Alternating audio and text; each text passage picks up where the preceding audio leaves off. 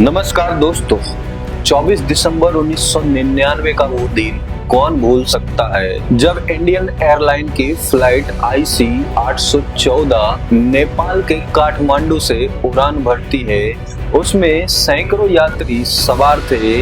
कोई अपने फैमिली से मिलने जा रहा था, तो कोई अपने ड्यूटी पर वापस जा रहा था, तो कोई त्योहार मनाने जा रहा था और कोई हनीमून मनाने जा रहा था। लेकिन किसने सोचा था कि ये सफर उनके लिए जिंदगी और मौत के बीच का सफर में बदल जाएगा। इंडियन एयरलाइंस की फ्लाइट IC 814 में लगभग 274 यात्री और 11 क्रू मेंबर्स सवार थे और फ्लाइट सामान्य रूप से जैसे रोज उड़ान भरती है वैसे ही समान रूप से उस दिन भी उड़ान भर चुकी थी। फ्लाइट के अंदर 11 क्रू मेंबर यात्रियों को खाना देने का काम कर रही थी और सब कुछ सामान्य चल रहा था। कुछ लोग अखबार पढ़ रहे थे, तो कुछ लोग सो रहे थे, तो कुछ लोग खिड़कियों से नीचे बादल जो तैर रही थी उसका नजारा देख रहे थे और कुछ लोग खाना लेकर खा रहे थे। लेकिन शाम के 4:30 पर जैसे ही वो फ्लाइट इंडियन सीमा में दाखिल होती है, वैसे ही 5 नकाबपोश आतंकवादी अपने सीट से खड़े हो जाते हैं और ये कहते हैं कि कोई भी अगर अपने जगह से हिलेगा तो मैं उसे गोली मार दूंगा। इतना कहते ही फ्लाइट के अंदर अफरा तफरी मच जाती है, शोर शराबा होने लगता है। उसी बीच आतंकवादी फिर से चिल्लाता है कि सभी लोग अपने हाथ को ऊपर कर लो, नहीं तो मैं सबको गोली मार दूंगा और इस फ्लाइट को विस्फोट करके उड़ा दूंगा। इतना बोलते ही फ्लाइट में दहशत फैल जाती है। बच्चे रोने लगते हैं, बुजुर्ग दुआ करने लगते हैं कि हे भगवान मुझे इस आफत से बचा लो। वो पांचों आतंकी पाकिस्तान से बिलोंग करते थे और पाकिस्तान के द्वारा उसे फंडिंग दिया गया था। उसका मकसद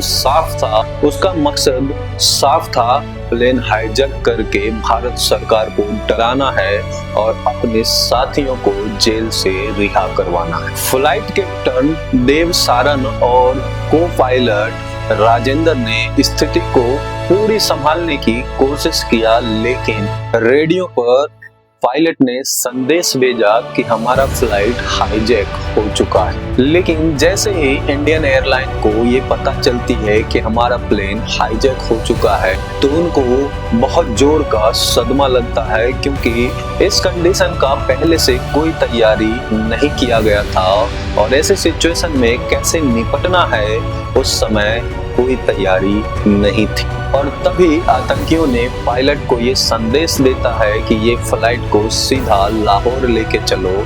लेकिन जैसे ही फ्लाइट लाहौर पहुंचती है तो लैंडिंग की इजाजत मांगती है। पाकिस्तान साफ इनकार कर देता है लैंडिंग से और लैंडिंग की मंजूरी ना मिलने पर उस फ्लाइट को वापस अमृतसर लेके आया जाता है और अमृतसर में लैंड करवाया जाता है। अमृतसर के एयरपोर्ट पर भारतीय सुरक्षा बल पहले से ही तैयार था, लेकिन ऑफिसरों में हिचकिचाहट था कि हम हमला करें या फिर बातचीत। इस उलझन की वजह से काफी देरी हुई और इसी बीच आतंकियों ने फिर से कहा कि इस प्लेन को जल्दी से जल्दी उड़ाओ, नहीं तो मैं इस प्लेन को यहीं उड़ा डालूंगा।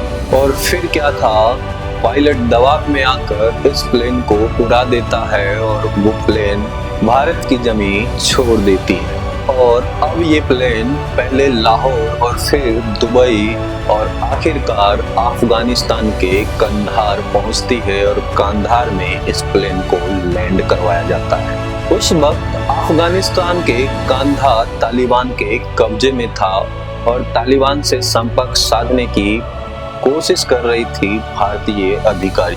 लेकिन तभी तालिबान के तरफ से भारत को यह जवाब मिलता है कि हम आतंकी नहीं हैं, हम मुसाफिर हैं और ये हमारी धरती है।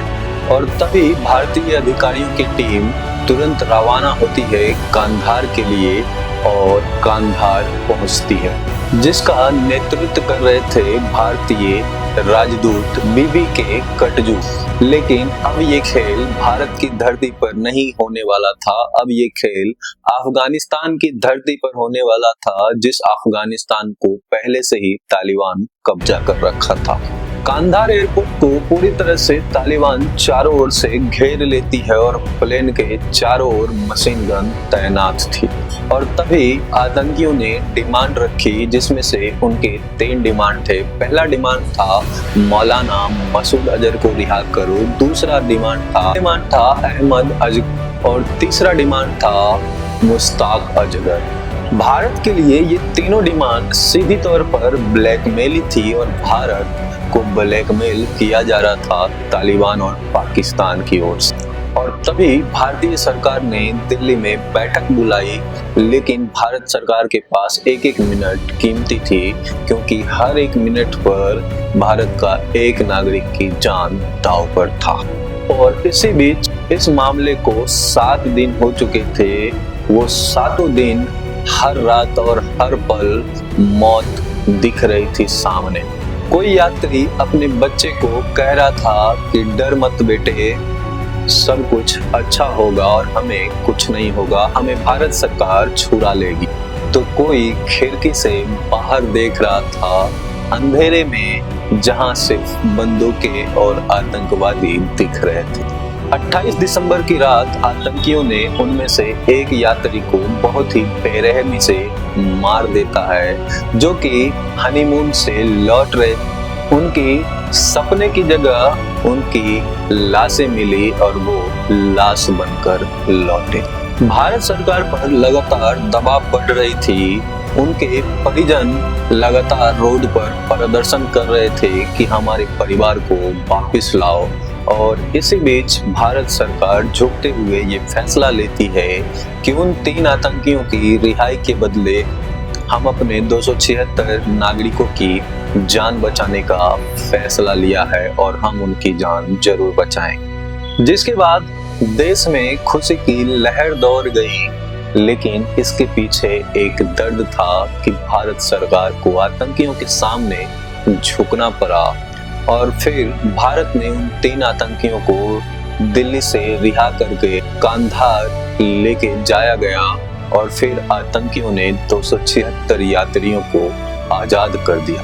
भारत ने 276 यात्रियों को तो बचा लिया, लेकिन सही मायने में उस समय भारत हार गया। प्लेन जब भारत आई तो लोगों ने तालियां नहीं बजाई बल्कि आंसुएं बहाए, क्योंकि लोगों ने देखा था कि कैसे राजनीति और हिचकिचाहट के वजह से 276 यात्री तो बचा लिए गए, लेकिन असली में भारत हार गया उस समय। इस हाईजैक से सिर्फ भारत हारा नहीं, बल्कि भारत उस समय पूरी तरह से टूट चुका था, पूरी तरह से कमजोर हो चुका था। यहाँ की खोखली राजनीति की वजह से, यहाँ की खोखली सत्ता के वजह से। अगर हमारी राजनीति और उस समय की सत्ता चाहती तो जिस समय प्लेन कांधार में लैंड हुआ था उसी समय उन यात्रियों को आजाद भी करवा लिया जाता और उन 5 आतंकियों को उनके जहन्नुम में पहुंचा दिया जाता। कांधार हाईजैक हमें ये सिखाती है कि अगर एक राष्ट्र डरता है तो आतंकवादी पनपते हैं। अगर एक राष्ट्र डरता है तो आतंकवादी उस राष्ट्र को और डराते हैं। मैं दोस्तों ये कहना चाहता हूँ कि अगर आज के डेट में कोई हाईजैक होता है तो क्या आपको लगता है कि आतंकवादी के सामने हमारी सरकार झुकेगी या फिर हमारी सरकार डटकर मुकाबला करेगी और उन आतंकवादियों को जहन्नुम में पहुंचा दिया जाएगा? तो हमें उस समय भी आज की भारत की जरूरत था, आज की सत्ता की जरूरत थी। अगर उस समय भी ऐसी सरकारें और ऐसी यही भारत होता तो शायद कांधार हाईजैक कभी होता ही नहीं। अगर होता भी तो वो 5 आतंकवादी जहन्नुम में जा चुके होते। और आज जिस मसूद अजहर की वजह से हम परेशान हैं, जिस मसूद अजहर की वजह से हमारे संसद पर अटैक हुआ, जिस मसूद अजहर की वजह से हमारे बॉम्बे में 12 ब्लास्ट हुए, जिस मसूद अजहर की वजह से रेलवे स्टेशन पर दिन दहाड़े गोलियां चलाई गई और सैकड़ों लोगों की जान गई, शायद ये नहीं होता। तो दोस्तों, अगर हमारा ये वीडियो आपको अच्छा लगा है तो अपने दोस्तों के साथ शेयर कीजिएगा और ऐसे ही वीडियो देखने के लिए हमारे चैनल एक्सप्लोर राहुल को सब्सक्राइब जरूर कीजिएगा। फिर मिलते हैं इसका पार्ट 2 में, तब तक के लिए जय हिंद।